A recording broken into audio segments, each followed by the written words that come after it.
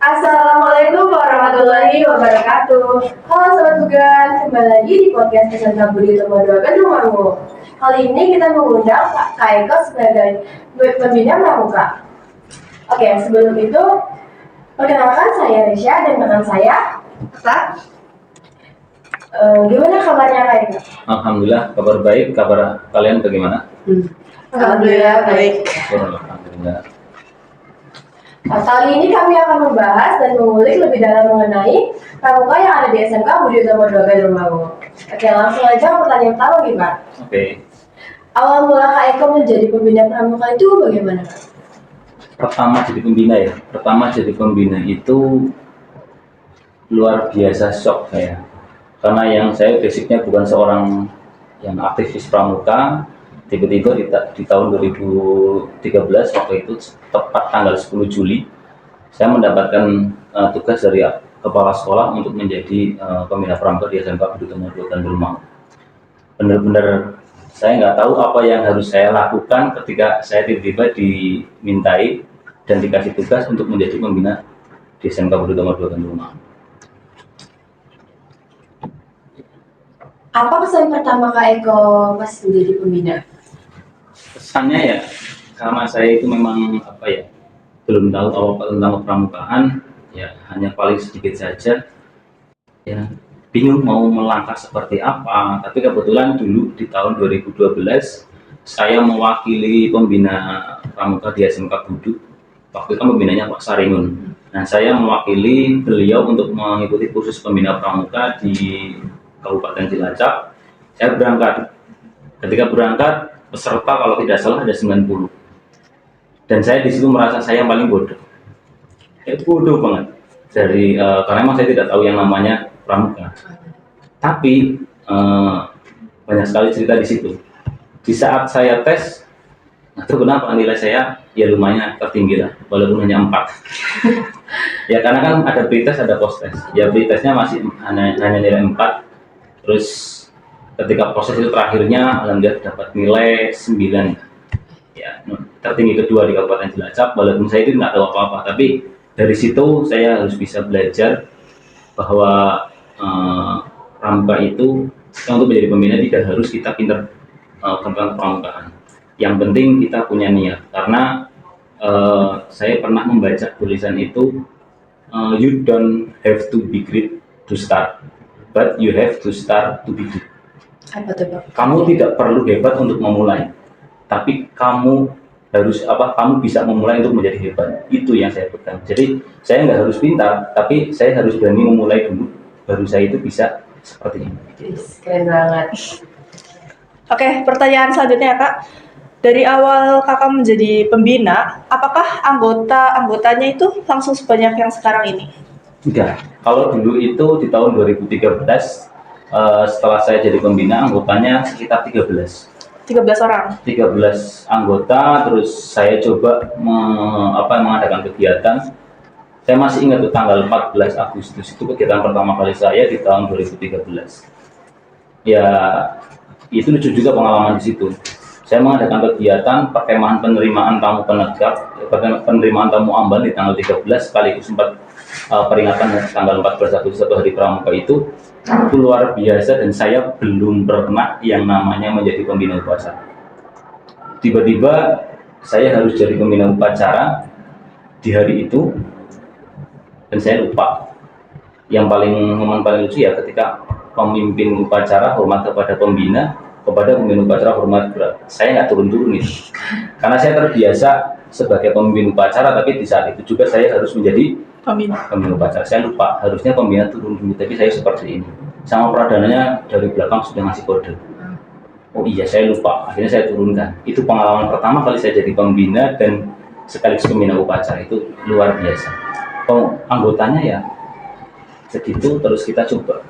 Akhirnya banyak sampai sekarang. Alhamdulillah konsisten. Oke. Terus strategi apa sih yang dipakai untuk meningkatkan jumlah antusias siswa untuk mengikuti kegiatan pramuka yang ada di sekolah? Strategi yang saya pakai adalah pendekatan.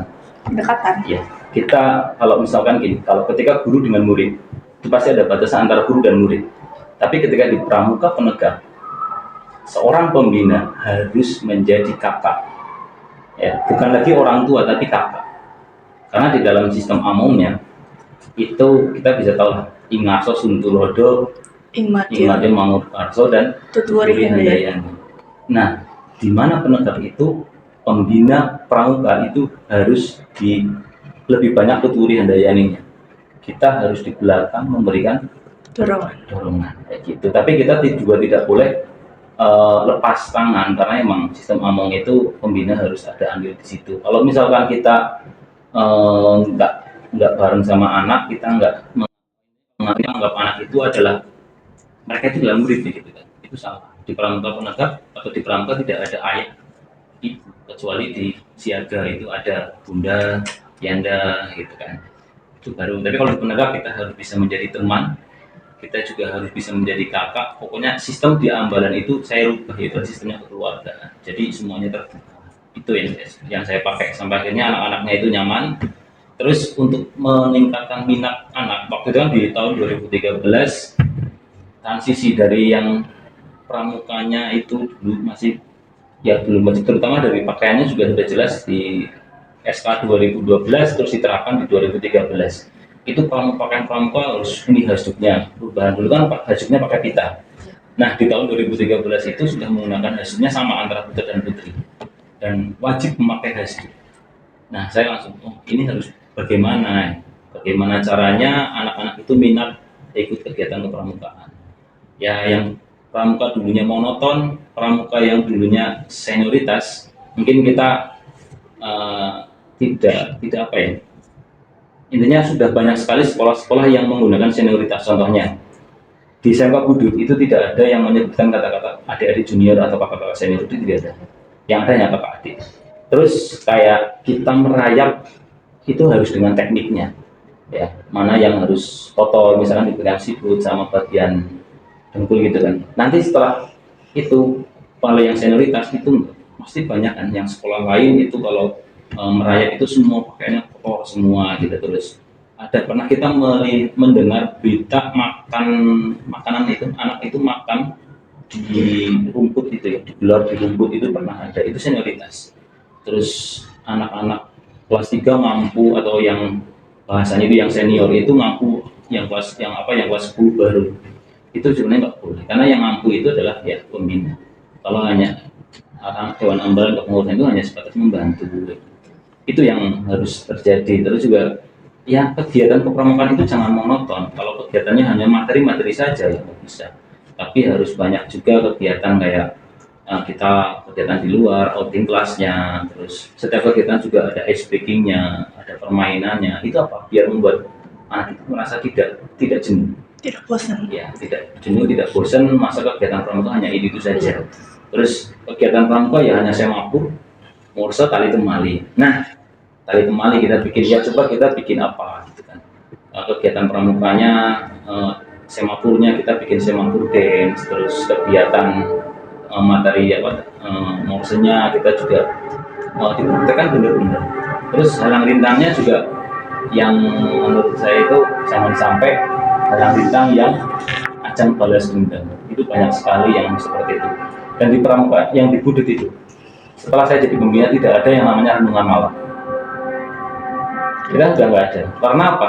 Renungan malam itu rata-rata mereka itu hanya sebatas membawa peserta didik ke makam ya, biasanya ke makam, entah itu suruh ngapain lah. Sedangkan menurut saya mereka itu butuh motivasi, mereka butuh bimbingan kita. Bukan anak-anak itu bukan saatnya lagi kita taruh di makam, kita membangun mental di sana gitu kan, ditakut-takutin dengan pocong-pocong dan lain sebagainya. Banyak kan? Pernah merasakan nggak? Pernah. Nggak. Saya pernah dulu. Nah dari itu ketika saya pernah mengalami itu, dan akhirnya saya harus merubah ini. Akhirnya saya rubah bahwa pramuka Budi Utomo tidak mengenal senioritas. Itu jadi mereka minatnya lebih banyak untuk ke ekskul dewan. Pernah dewan yang mendaftar Dewan Ambal itu sekitar 120, pernah satu angkatan itu 120. Ya, banyak luar biasa, karena memang minat mereka itu luar biasa. Daya tariknya ya, kita PBB itu nggak hanya hadap kiri, itu kan ada PBB bertongkat, ada joget komandonya juga, itu variasi gitu. Mungkin itu sedikit strategi yang saya pakai. Kalau untuk metode, apa ada metode tersendiri yang Kak Eko pakai buat membina pramuka penegak? Ya metodenya ya hampir sama kayak yang tadi, cuma metode membinanya harusnya pembina itu sebenarnya harus paham. Pembina pramuka itu bukan pembina pramuka itu adalah membuat mereka jadi apa, bukan mereka tahu apa. Kenapa? Antara jadi apa dan tahu apa. Ketika jadi apa, contohnya anak-anak kita bikin untuk menjadi anak yang mempunyai kepribadian sendiri, udah tahu kepribadiannya seperti apa, kita bentuk kepribadiannya, kita bentuk karakternya, terus kesehatan jasmaninya harus kuat gitu. Kita bentuk seperti itu, kita bikin mereka itu punya keterampilan, scouting skillnya harus bisa gitu. Itu kan macam-macam keterampilan yang intinya kita bentuk anak-anak pramuka itu untuk jadi apa, bukan untuk tahu apa. Kalau tahu apa mereka dari pelajarannya itu bisa di situ. Karena pengetahuan kalau di pramukaan memang fokus di karakternya itu, maka pembina pramuka harus mengarahkan, harus membuat anak peserta didik jadi apa, bukan untuk tahu apa. Itu yang saya pakai. Terus kalau metodenya ya seperti tadi, kita harus bisa belajar sambil melakukan. Misalkan kita praktekkan itu, bukan hanya pembina yang ngomong saja silakan kamu bikin pioneering seperti ini, tapi mereka tidak, pembinanya saja nggak tahu kali pengertiannya gitu. Jadi kita ajarkan, kita langsung praktekkan di tempat gitu, itu akan lebih bagus. Terus juga yang kayak tadi, kita pendekatannya juga harus luar biasa karena anak-anak remaja. Anak-anak remaja itu ya misalkan kepengen curhat dan sebagainya, ya pembina harus siap gitu. Ya intinya memberikan dorongan kepada Dewan Ambalan juga itu perlu. Terus motivasi kepada Dewan Ambalan juga harus. Terlebih lagi yang daya tarik paling luar biasa itu adalah memberikan tanda penghargaan berupa tanda kecakapan.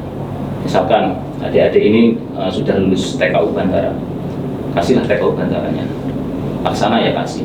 Terus mereka ya yang kayak gitu. Terus ketika mereka sudah 1 tahun aktif di kegiatan pramukaan, ya kita kasihlah bintang tahunan. Terus setiap ada kegiatan, misalkan kegiatan gelora penegak, terus perkemahan wirakarya Udep misalkan, atau gelora penegak di SMK itu kita pakai Tiska yang bisa yang adik-adik pakai itu. Ya contohnya, ketika adik-adik pakai seragam yang banyak tempelannya, tapi itu bukan hanya tempelan asal beli, tapi tempelan itu kita pakai, kita dapatkan lewat perjuangan itu. Jadi ketika ada anaknya main yo gitu kan, itu bagus sekali ya. Itu akan membuat daya tarik anak-anak peserta didik yang lain. Saya pengen seperti itu, saya pengen mendapatkan TKK, saya pengen TKU ya, dengan perjuangan. Selanjutnya Kak, mungkin ada banyak orang yang belum tahu tentang gugus depan ya. Kalau boleh tahu, beritahu kita apa pengertian dari gugus depan? Gugus depan itu adalah suatu organisasi. Sebenarnya itu langsung di bawah naungan dari Gerakan Pramuka.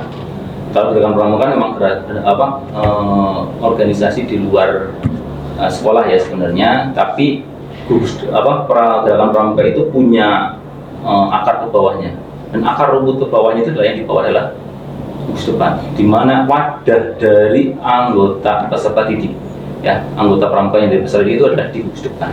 Jadi gugus depan adalah suatu organisasi gerakan pramuka yang ada di bawah untuk menghimpun dan untuk menjadi wadah peserta didik. Itu karena yang ada hanya di sini. Karena peran dari gugus depan itu luar biasa. Bagaimana Warang, Warcap, Warda sampai Warnas itu punya pramuka yang luar biasa, itu dari gugus depan. Gugus depan ya sekarang ya ada lomba gugus depan mantap. Itu luar biasa. Alhamdulillah kemarin kita dapat gudeg mantap juara 2 di Kabupaten Cilacap. Itu juga luar biasa. Kalau gugus depan mantap berarti ya sudah ada pramuka Garuda juga, administrasinya sudah tertata dengan baik kayak gitu. Boleh dong Kak ceritain perjalanan pramuka Budi Utomo selama dibimbing oleh Kak Eko sendiri? Jadi dari awal, di awal itu setelah saya jadi pembina itu ya, kegiatannya pertama kali adalah saya lupa kegiatannya perkemahan gelora penegak itu mulai tahun 2013. Di 2014 saya menjadi pembina, 2014 saya mengadakan perkemahan 3 hari 2 malam itu namanya Gelora Penegak. Itu adalah perkemahan penegak pertama kali di sini. Karena yang dulu kan masih yang penting berangkat. Nah, sekarang saya rubah, alhamdulillah ada perubahan bahwa sesuai dengan SKU ya, ada perkemahan 3 hari 2 malam. Kita pakai itu. Karena patokan kita kegiatan kepramukaan untuk penegak itu SKU penegaknya. Ya, itu mulai dari situ. Nah, dari mana kita bisa, sedangkan anggotanya tadi saya sampaikan hanya 13. Alhamdulillah teman-teman saya di tahun 2012 itu mau membantu. Saya cerita di grup waktu itu, saya mau ada kegiatan, bagaimana saya itu bisa mengadakan kegiatan, tapi saya nggak tahu bagaimana caranya gitu. Ya, emang saya dari awal tadi sudah saya sampaikan bahwa saya dari pramukaan masih nol, tapi saya harus bisa dan saya mau belajar, itu kuncinya. Nah, mereka datang, teman-teman saya itu, teman-teman pembina yang dulu KMD bareng di sini mengadakan kegiatan Gelora Penegak, pesertanya sekitar 120. Alhamdulillah berjalan dengan lancar, habis itu langsung laksana, karena dulu nggak pernah ada laksana di sini, penegak laksana nggak ada. Akhirnya saya ikut mengadakan penegak laksana, itu nggak cuma anak budut yang ikut, karena memang di Kecamatan Gandrung nggak ada. Dan saya waktu itu sebagai andalan ranting Andru TD-nya, saya mengadakan penegak serentak antara beberapa sekolah atau beberapa budut yang penegak itu mengadakan kegiatan bersama. Nah, tapi yang melantik tetap memang pembinanya masing-masing, cuma kegiatannya bersama. Jalan 3 hari 2 malam itu pengembaraan, itu laksana pertama kali di Kecamatan Gandrung. Terus setelah itu saya ikut lomba-lomba, alhamdulillah juara juga termasuk lomba PBB. Terus di 2017 ikut Raimuna Nasional. Itu yang pertama kali juga kita event sampai nasional. Jadi di tahun itu, di 2017 itu di Porong, Raimuna Cabang kita ikut, Raimuna daerah kita ikut, terus Raimuna Nasional kita ikut. Nah, setelah itu selesai, ada kegiatan Geladi Widya Wijaya Kusuma. Nah, di tahun 2017 juga kita partisipasi di Water Cabang. Setelah Geladi Widya, alhamdulillah saya diminta untuk menjadi pembina pendamping di kegiatan perkemahan wirakarya daerah di Kebumen. Ya, waktu itu seminggu di sana. Di sana luar biasa, di mana tempat sinyalnya itu susah, di pedesaan juga, pinggir pantai, tapi memang kegiatannya sangat asik.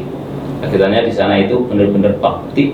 Kita membuat rumah, ada sekitar 21 rumah, terus membuat ada jambanisasi, ada tali dan lain sebagainya, karena memang PW itu khususnya di bakti sosial. Terus di 2018 kita juara Giriwana Rally, kita juara 1 dan juara umum waktu itu di Majenang. Itu yang tidak disangka-sangka, kita berangkat naik motor bersepuluh, naik motor 6 ke sana. Bayangan kita itu kita berangkat paling hanya dapat paling piala juara harapan. Kita berangkat ke sana, tapi anak-anak setiap malam itu pulang PKL itu latihan-latihan. Kita ke sana berangkat, padahal sudah pengumuman juara 3, juara 2, juara 1. Ya udahlah, kita pulang saja, kita nggak juara. Ternyata yang putri itu juara 1. Nangisan teman-teman, yaitu nangis semua. Nah, tinggal yang cowok pengumuman juara harapan 3 sampai juara 1 disebutkan tidak ada nomor milik budut. Akhirnya ya udah, kita cukup pulang membawa 1 piala. Ternyata di saat kita mau melangkah disebutkan juara umum adalah budut. Wah, tambah heboh di situ. Itu luar biasa piala yang kita dapat waktu itu, yang tingginya 175 cm. Kita membawa kalau nggak salah 14 trofi. Itu yang terbanyak sepanjang sejarah saya di sini. Habis itu motivasi anak itu semakin tinggi. Pak, ada lomba, kita ikut. Nah, setiap ikut lomba, setelah itu ada lomba lintas alam. Setiap ada lomba itu pasti kita juara 1. Nah, ada lomba lintas alam Jateng Jabar, ada lomba lintas alam sejawa, ya Pulau Jawa. Terus ada lagi kita LKBB juga sama. Setiap ada LKBB kita ikut. Alhamdulillah kita dapat ya rata-rata seringnya juara 2, juara 3, juara 2, juara 3. Tapi pernah sih kita ikut lomba LKBB se-Jawa Tengah Jawa Barat, kita juara 1. Ya, kita pernah, alhamdulillah. Terus setelah itu vakum, ada pandemi. Nah, di situ luar biasa, yang anggotanya banyak. Di saat pandemi kita sangat-sangat minim anggotanya. Bahkan terakhir kemarin kayaknya ada sekitar 14 yang lulusan kemarin itu kan Oh, iya. lulusan apa dengan kemarin itu yang masa-masa pandemi. Kita luar biasa, tapi alhamdulillah mereka bertahan sampai selesai. Nah, di situ kita lomba lagi. Kita di PNC kemarin kita ikut dan kita juara. Tapi sebelumnya apa ya yang ikut Raimuna Nasional, alhamdulillah juga kita lolos ikut seleksi Raimuna Nasional 2 anak. Alhamdulillah itu. Dan Bung nih tentang Pramuka Garuda. Ya. Nah, sekarang kan di Cilacap lagi gencar-gencarnya ya Kak tentang Pramuka Garuda. Apakah semua anak itu wajib mengikuti Pramuka Garuda? kalau Pramuka Garuda ya, sebenarnya tergantung kita.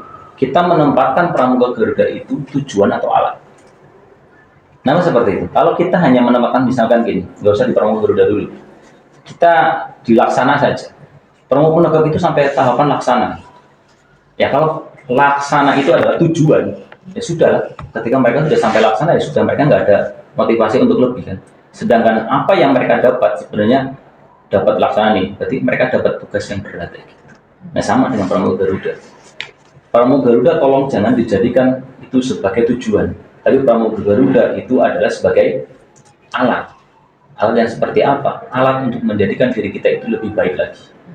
Gitu. Tapi kalau tujuan, saya yakin mereka sudah dapat Pramuka Garuda, mereka sudah dapat laksana atau yang penegak sudah pandega.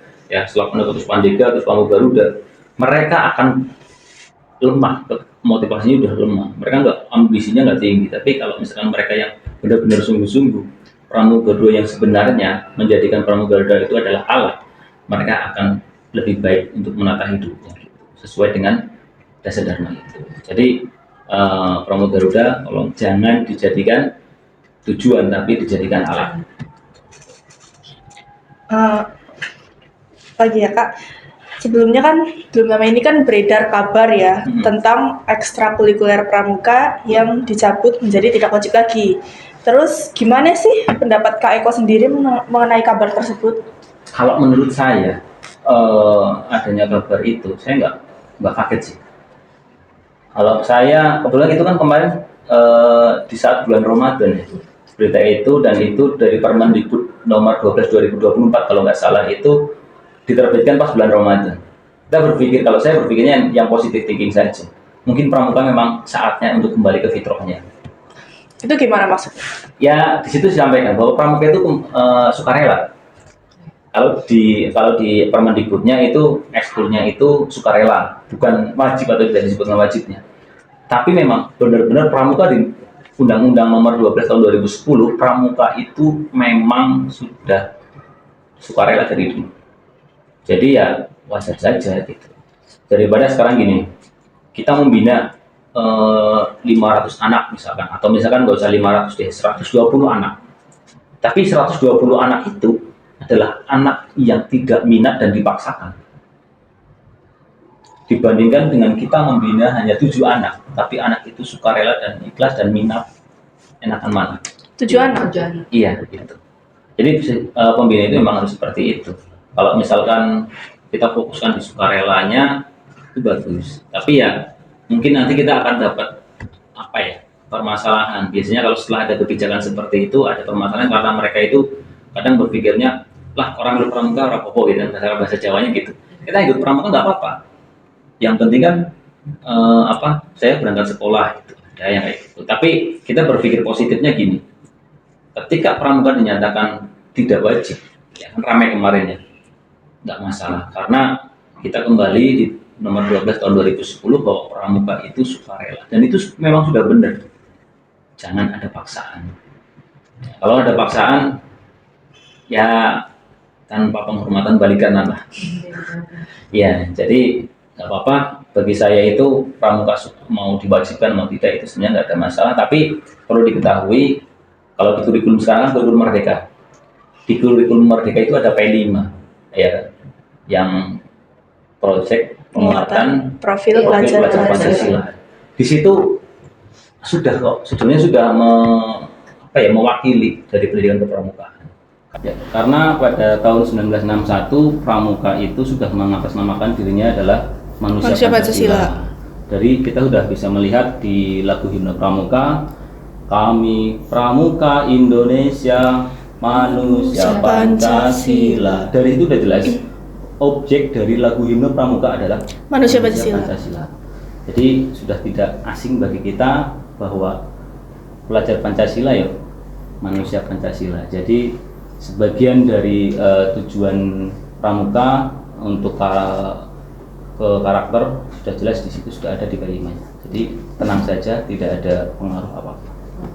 Terus, Apakah kabar tersebut berpengaruh bagi pramuka SMK Budi Utomo 2 Gandrung, Pak? kalau menurut saya tidak, karena perbedaan antara Permendikbud yang sekarang dengan yang sebelumnya yang dicabut itu adalah pada kemah bloknya, sistem bloknya. Jadi ada 3. Yang pertama sistem blok, yang kedua aktualisasi, yang ketiga adalah reguler. Nah, di SMK Budut itu yang lebih ditekankan sekarang adalah ya bagian regulernya. Kalau misalkan kemah bloknya itu sudah nggak bisa karena memang tidak diwajibkan atau sukarela, aktualisasinya juga tidak, karena nanti kemungkinan seperti yang kemarin Pak Menteri menyampaikan bahwa P5 akan mengadopsi nilai-nilai kepramukaannya. Jadi nanti yang darinya ekstrakurikuler kemungkinan akan dijadikan kokurikuler, yaitu masuk ke dalam P5. Itu yang saya tangkap dari penyampaian dari Pak Menteri yang Mendikbud itu tentang ekstra pramuka yang sekarang sudah tidak wajib. Gitu. Kira-kira ada perubahan nggak sih ke depannya? Di Budut Iya. pramukanya insya Allah tidak, tapi insya Allah untuk ke depan kita akan lebih aktif lagi, terutama di sistem regulernya. Kalau menurut Kak Eko sendiri, ada rencana lain nggak setelah pramuka yang sudah tidak diwajibkan lagi? Rencana kita tetap sama, kita sesuai dengan program kita ya yang sebelumnya kita jalankan lagi, bahkan kita akan lebih giat terutama di keluarnya ya kita ke SMP, turun gudeg. Ya target kita sebagian besar untuk pramuka yang ikut reguler atau yang Dewan Ambalan ya ikut pramuka Garuda. Memang tidak diwajibkan, tapi saya harapkan tahun ini pramuka Garuda di SMK Budut itu lebih banyak. Harapan dari Kak Eko sendiri untuk ekstrakurikuler pramuka itu seperti apa ya? Harapannya untuk ke depan, terutama yang anak-anak Dewan Ambalan lebih aktif lagi, lebih semangat. Jangan kita terlalu fokus dengan kata tidak diwajibkan lagi, tapi kita tetap fokus dengan tujuan pramuka, yaitu adalah membina, mendidik, dan membentuk karakter anak-anak Indonesia. Kak, sebelumnya nih, saya mau tanya, itu yang ada di seragam Kak Eko itu artinya apa ya? Nggak ada arti apa-apa sih. Ini. Oh ini, ini karena kebetulan di tahun 2022, alhamdulillah saya dari Budut itu menjadi atau masuk ke dalam Korps Pelatih Kabupaten Cilacap.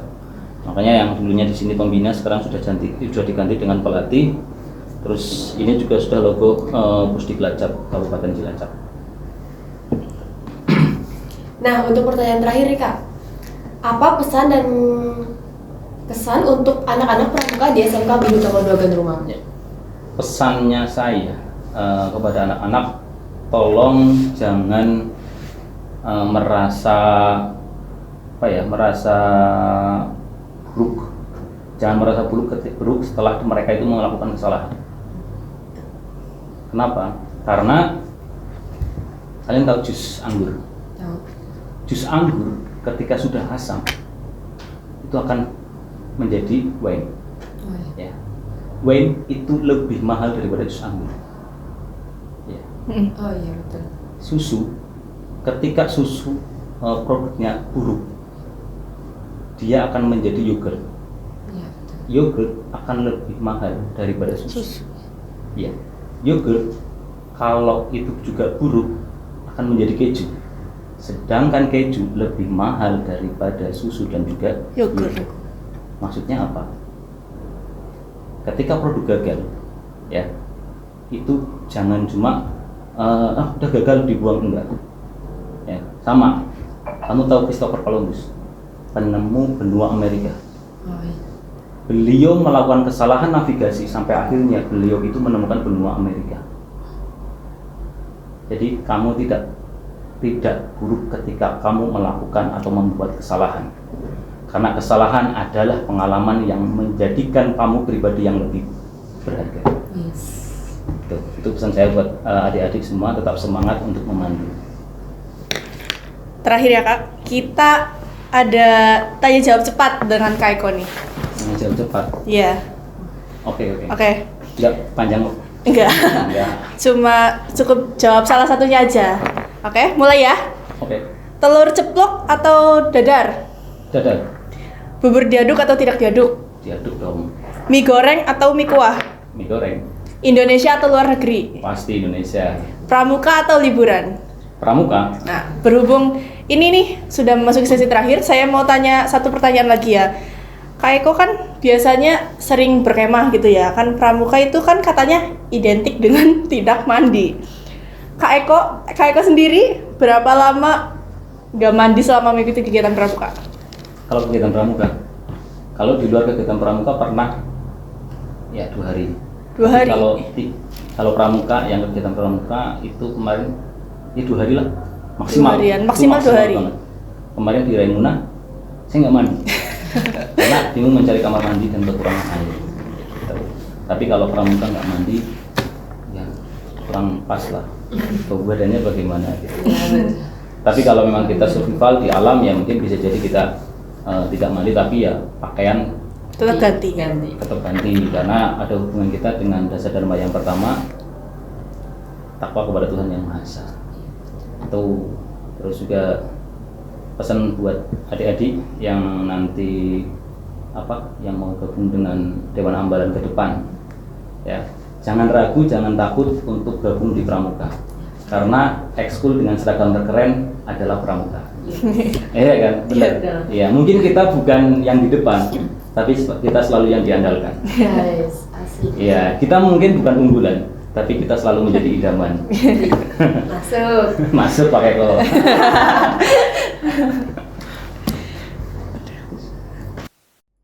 Nah, itu tadi pembahasan tentang pramuka yang ada di SMK Budi Utomo 2 Gandrung bersama dengan Kak Eko selaku pembina pramuka di SMK Budi Utomo 2 Gandrung. Gimana? Seru kan? Mau tahu lebih dalam tentang pramuka yang ada di SMK Budi Utomo 2 Gandrung? Ayo segera daftar ke SMK Budi Utomo 2 Gandrung. SMK bisa, Budi Utomo Jaya, bisa. Wassalamualaikum warahmatullahi wabarakatuh.